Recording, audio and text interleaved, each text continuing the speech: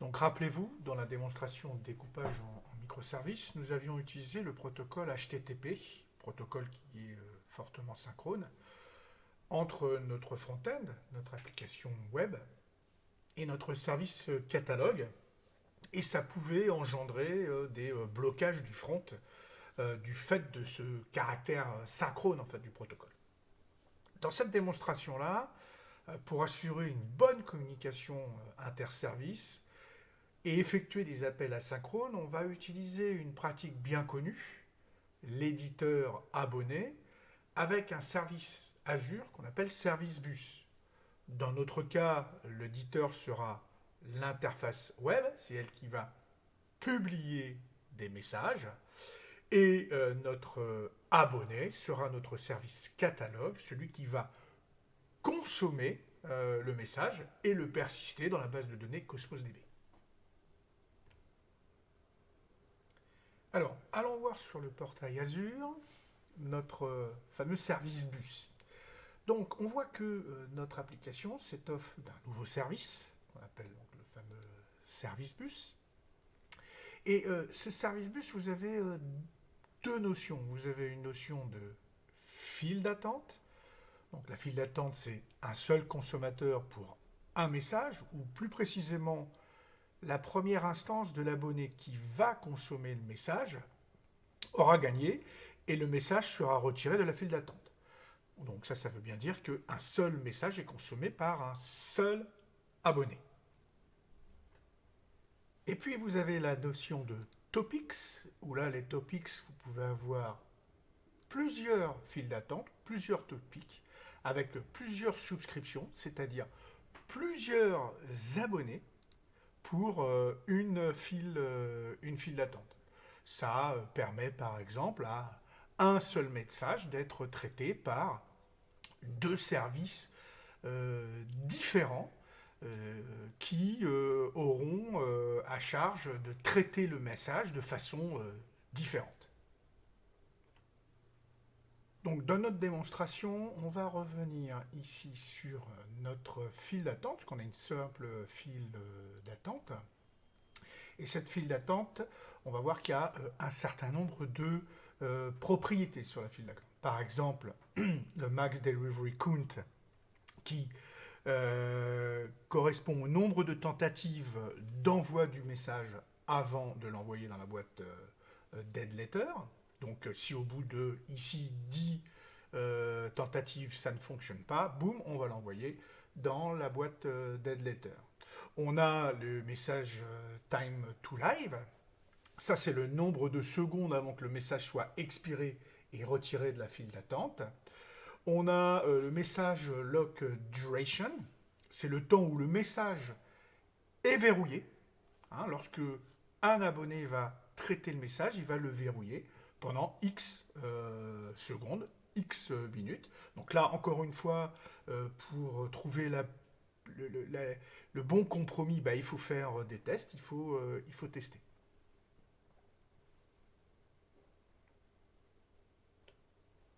Donc ensuite, on retrouve un tableau de bord tout à fait commun avec le nombre de messages actifs, le nombre de messages qui ont été planifiés, parce qu'on peut planifier un message pour qu'il soit envoyé à date et à heure précise, les messages qu'il y a dans la dead letter, ceux qui ont été transférés, ceux qui ont été transférés dans la dead letter.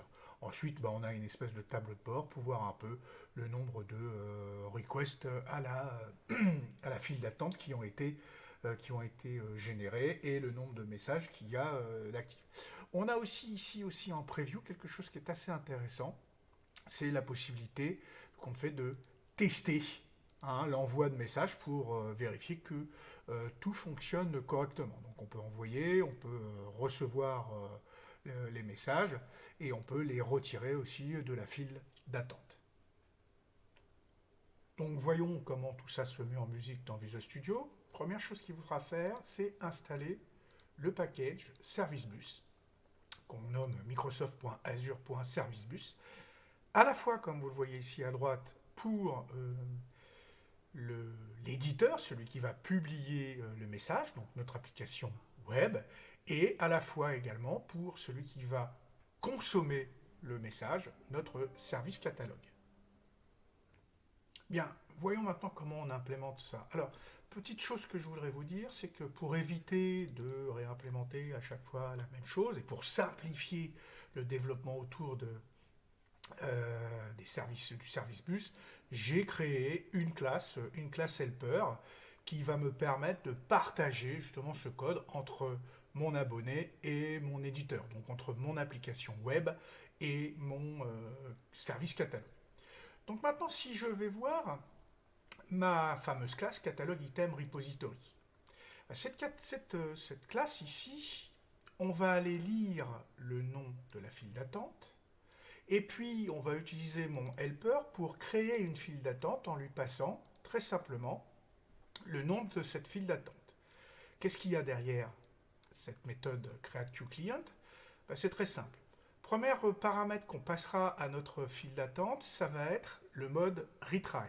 Combien de temps, combien de fois je veux réessayer si jamais il y a une erreur. Donc ça, c'est géré automatiquement par l'API en elle-même. On n'a pas besoin de l'implémenter. Ensuite, ce qu'il me faudra, c'est une chaîne de connexion, bien évidemment pour pouvoir m'authentifier auprès du service bus, lui passer le nom de ma file d'attente, lui passer les politiques de retry, et lui passer aussi un mode, ici que je nomme, qui se nomme picklock, ce qui veut dire que si une erreur arrive lors de la consommation du message, si l'abonné par exemple plante ou qu'il y a une exception, le temps qu'il n'est pas encore consommé ce fameux message, le message sera déverrouillé et remis ou même laissé dans la file d'attente pour une consommation future. Ça veut dire que s'il y avait une deuxième instance de mon catalogue, de mon service catalogue qui est chargé, il pourrait aller consommer ce message. On a aussi une autre possibilité, c'est celle de dire si jamais votre application tolère qu'un message ne soit pas consommé, il peut être marqué comme receive and delete. Donc pour notre démonstration, on va laisser à picklock.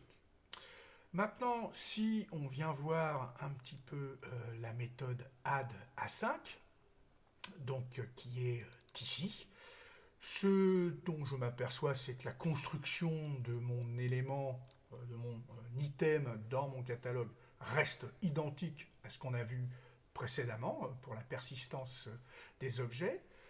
Simplement, ici, je vais désérialiser mon objet pour qu'il soit au format JSON. Et derrière, je vais encoder un message. Donc là, c'est un message qui vient bien de Service Bus, d'Azure Service Bus. Je vais l'encoder, pas n'importe comment, en UTF-8. Et surtout, ce qui m'intéresse, c'est d'avoir un message codé en octet, en byte. Et puis, je vais envoyer de façon asynchrone ce message. Voyons maintenant notre abonné, donc notre service catalogue. Tout va se passer toujours dans la classe catalogue item repository, où je vais aller récupérer le nom de la file d'attente, m'enregistrer auprès de cette file d'attente en lui passant une méthode, qu'on appelle process new catalog item to add a5. Cette méthode va prendre en paramètre notre fameux message et un token de validation ou d'arrêt si on souhaitait arrêter le processus de manière asynchrone. Cette méthode process new catalog item to add a5 sera appelée bien évidemment par service bus.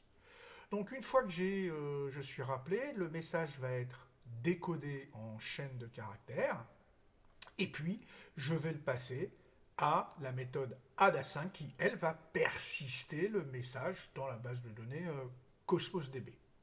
Ensuite, une fois que ça c'est réalisé, je vais tout simplement indiquer à Service Bus, lui dire, voilà, le message a été traité, maintenant tu peux le retirer de la file d'attente, tout en précisant que je veux bien évidemment déverrouiller ce message. Maintenant, on va les tester avec le portail Azure. Donc, si je vais tout simplement browser mon API, on y va. Voilà mon application web. Donc, je vais m'identifier. Voilà qui est fait. Je vais ajouter au catalogue donc des cerises. Voilà, on voit que là au moins l'interface me dit que ça fonctionne correctement. Si je vais voir ce qui s'est passé au niveau de ma file d'attente, je vois qu'ici j'ai eu un request, un message qui a été envoyé. Donc si je vais voir dans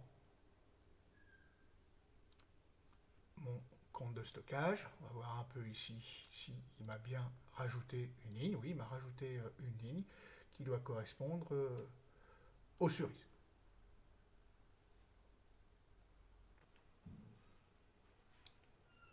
Donc, en conclusion, je dirais que la communication interservice est donc importante, afin, de découpler les composants entre eux, comme nous venons de le voir. L'application web n'a plus aucune notion d'existence du service catalogue. Le seul lien va résider dans la structure du message qu'elle va poster. Il faut bien évidemment que l'abonné et l'éditeur s'entendent sur cette structure. Ça va permettre d'améliorer la fiabilité avec un appel HTTP si jamais le service catalogue plante pour une raison ou une autre, avant d'avoir sauvegardé le message dans la base, que ce soit Cosmos ou le compte de stockage.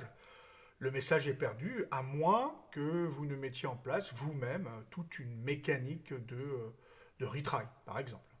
Avec Service Bus, toute cette mécanique, comme on l'a dit, est fournie de base et on n'a plus qu'à se concentrer, et vous n'avez plus qu'à vous concentrer que sur le fonctionnel de l'application et non plus sur du code technique à implémenter. Et enfin, cette communication interservice va permettre d'assurer la montée en charge et les performances en s'appuyant sur l'infrastructure de Service Bus qui est capable de traiter des millions de messages.